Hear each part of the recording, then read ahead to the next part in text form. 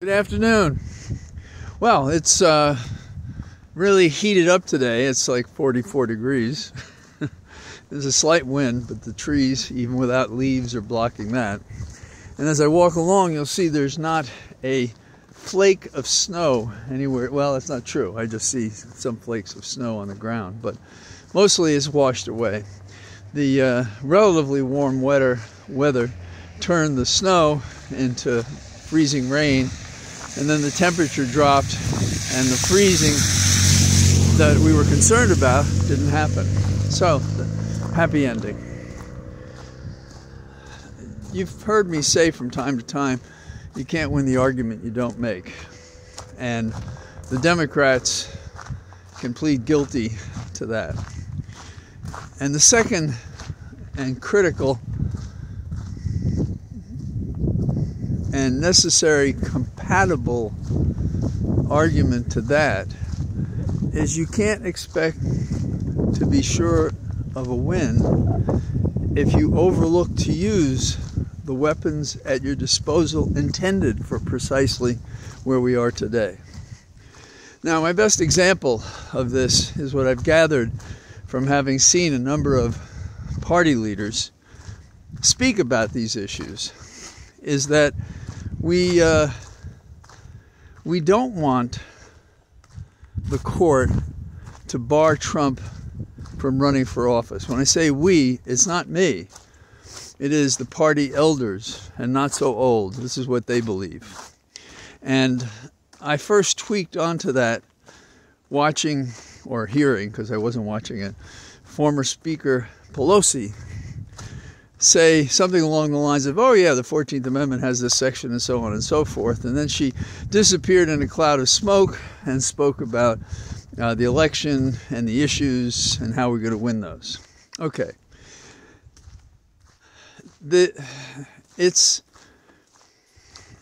I'm trying to think of what I learned as a young lawyer in Manhattan. And I was paired up with a brilliant legal mind. He'd clerked on the Supreme Court. He'd done all sorts of litigation. He'd been involved in politics. And he was at a firm founded by FDR Jr. And it was quite a team of powerful lawyers. His name was Herb Prashker. And his advice to me, and I had been already a clerk and a federal prosecutor for years, so I was in a position, by experience at least, to appreciate what he was saying. And one of the things he said is, in the middle of the room, there is a dead horse. And people walk around that dead horse and talk about everything else except the dead horse. And then they wonder why they lost the case. Or they wonder if they won because they left that out, but they don't know. Herb was a person that dealt with every element of the case. And if the narrative of what happened, truthfully understood and told, moves people to a certain point, then it's good persuasion, and you're dealing with the animal in the middle of the room, the horse, the goat, the apple, the elephant, whatever. And the Democrats are not doing that. They're counting on what has worked in the past with, if not ethical, more ethical public officers. You know, I think of Dole as one example of that. I didn't support him at all, but he did concede. He was overwhelmingly beaten, but still, he showed the class of a classical politician. Well, Trump, he was beaten really bad too, but he didn't follow the example of Dole and other Republicans who conceded when they lost, going back even to Nixon. So, what do we have here? We have the public following the word of corrupt news organizations like Fox, and the statements of political figures and Trump himself at rallies lying. And the contradictions come slow and uneven. And some members of the media are intimidated in two ways. One is to be so careful as to say less or nothing. The other is to outguess the facts and choose a course of action they believe will lead to victory. Okay, so I've sort of laid out the principles. And here's the statement that goes with what I think are the principles. The statement is that we believe the people should speak because we believe the people will be on our side. Very risky. And so when we have a tool like barring Trump from running for office, we don't want to touch that. People will be upset about that. Well, the founding fathers, yes, there were no women, came upon this as a way to deal with what they saw in England, merry old England, and they didn't want it to happen here. It was like a first principle for them. So they were very concerned about this. And how can we invoke the founding fathers and their deep understanding of the law and what it takes to make a constitution for a democracy and a republic that will work, and then ignore it? How does that make sense? But that's what Pelosi was doing today on the Talking Head shows. And that's what I sense others are doing, including some of the experts. Now, I'm on the side of the Platonists, if you will. That is to say, I subscribe to the ideal, but in this case, the ideal is born of the practical nature of governments. And it provides that once shame on you, twice shame on us. You're going to take an oath to protect America, and you don't, and you try to overthrow it with an insurrection. You don't get another chance. And they wrote it in such a way that it was self-executing, meaning it doesn't need any paraphernalia. It doesn't need an entire legislative structure. It stands on its own. And that's what happened in Colorado, that it was invoked in that sense. And that's what happened in Maine. And I understand other states are moving in that direction. So I think the Supreme Court, when they look at it, could issue a per curiam saying that we have nothing to add to what happened below. Because I think that law is correct. I don't think they have to touch it. I don't think they have to say Congress has to create a legislative structure, because that itself is legislating. Because there's nothing in the amendment that says that, so why would you do that? Now, this inability that the Democrats have to fight and to use the tools is costing us a grave risk of failure, because we're counting on our ability to run in an election that has thumbs on scales in all the battleground states and is going to be ready this time from Trump's perspective to do the down and nasty, whatever that may be. And we continue to act as naive when the Founding Fathers instructed us that that's just not human nature. You know, Adams once said, and I'm paraphrasing, but he said, if all men were angels, we wouldn't need any laws. And so the structural law for our government is the Constitution as amended. And we have these provisions being invoked. And the plain meaning of the text tells us what it means. Now, let me give you another example that maybe is not as grand, but is being used today. All of a sudden, we're talking about the borders. We're talking about the borders on the weekend that is the 3rd anniversary of the storming of the Capitol, the effort to overthrow our government, and to give to a man who lost by millions of votes and by the electoral vote the office of president which he did not earn, did not win, and had no legal or constitutional right to. And no one brought the roof down on him and those who schemed to take over our government. Not really until Jack Smith. Not really until after Congress had the most dramatic consensus, how would I say it? The most compact and persuasive description of the whole affair in the shortest amount of time and the briefest paper that this complex tragedy required. It was an amazing achievement. And I enjoyed discussing this with Ari at a special he did on his report summarizing it. So there's a lot of discussion and a lot of understanding about it. We have a ready-made audience who realizes what happened and we're not using it. So what is the issue today on the weekend of the anniversary?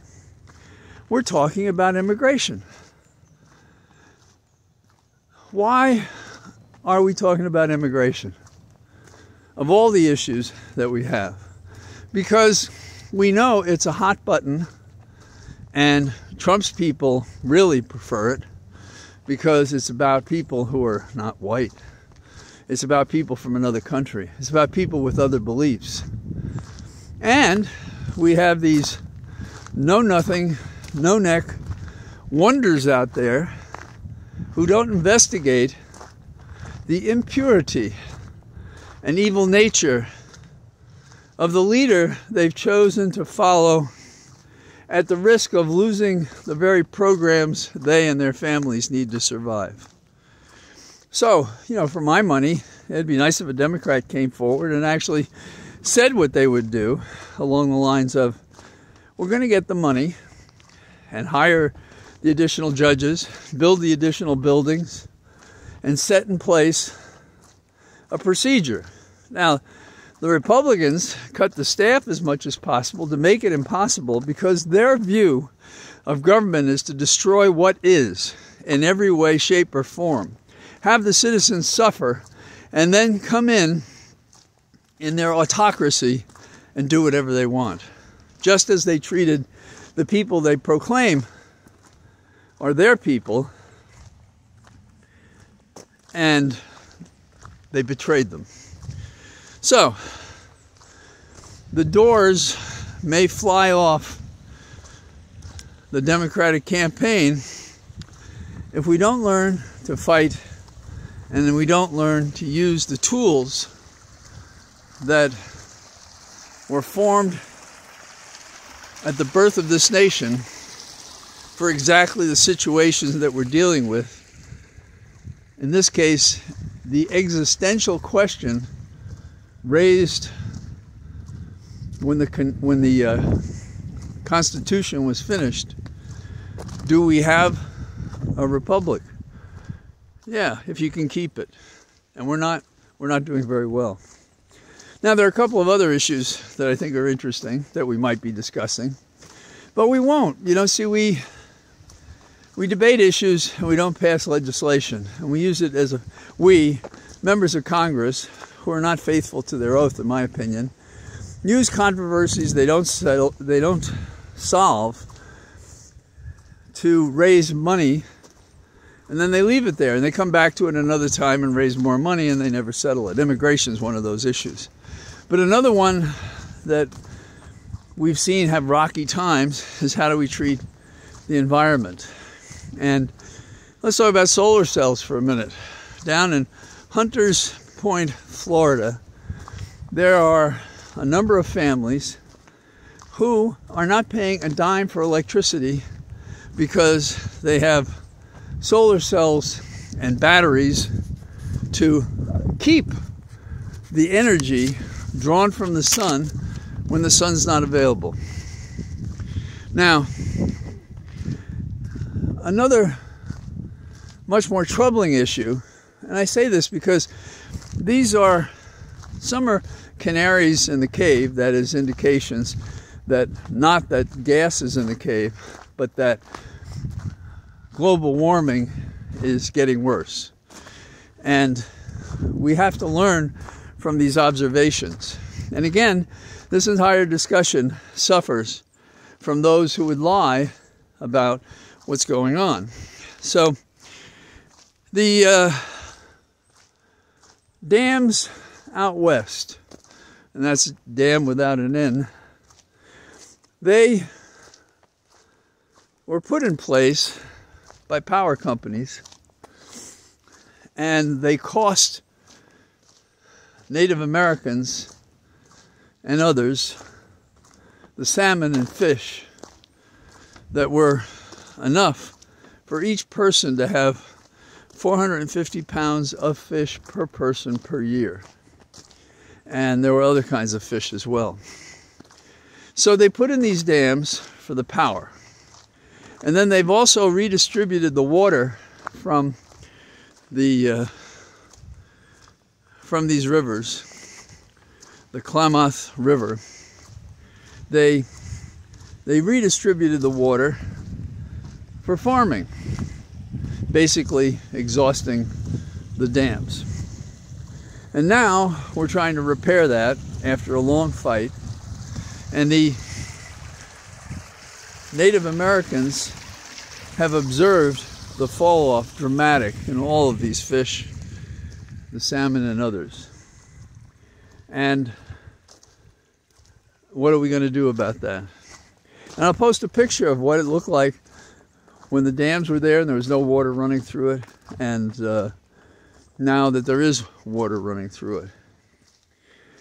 Some of you may be familiar with how we tried to negotiate the Mississippi north of New Orleans to protect people from flooding. And they sort of put these berms in the wrong places so that they didn't work. But let me return to my thought at the beginning of this segment of my walk, which is Speaker Pelosi tells us by her statement today that the Democratic plan is to win it at the ballot box, even when that is going to be suspect this year because of the shenanigans of the Republicans across the country, and particularly in the battleground states. And that we're foregoing the most important issues, as we did in the impeachment. For a long time, you know, and I praise Pelosi on so many other areas, but she dragged her feet on the question of impeachment, and then they didn't fight the impeachment. That is to say, they didn't make a motion to exclude senators that had already expressed their opinion before, quote, the trial occurred. There was a bias in the jury, if you will, and the bias was against impeachment. We didn't deal with that. We didn't deal with some of the rules of the proceedings, who could appear and stuff like that. That was an opportunity to argue that could have resulted in the removal of Trump when he was still doing things he should not do. And, you know, you could even think about what we've heard about in the last several days, which we all believed was happening, but it appears was happening. The multi-millions that he collected from 20 nation states, and that's just the tip of the iceberg. So we have to not presume the ballot box is better than a bar to being allowed to run. They are remedies hand in hand. And it's interesting because one basically says you have no right to run. You have no right to run if you were involved in an insurrection. Why isn't that sufficient? In the past, we've talked about age being a disqualifying factor, and we've talked about birth being a factor. You have to be a citizen. And this is one in which you have proven objectively that you, Trump, deserve not to be president ever, because we saw what you did the last time. And these are not political questions. These are downright evil connections with people on the Hill. So There's a cancer, nothing like John Dean described, in this former White House, and we have to do something about it. So those are my thoughts while I'm out on a warmer period in my Cathedral of Trees. Talk to you tomorrow. Bye-bye.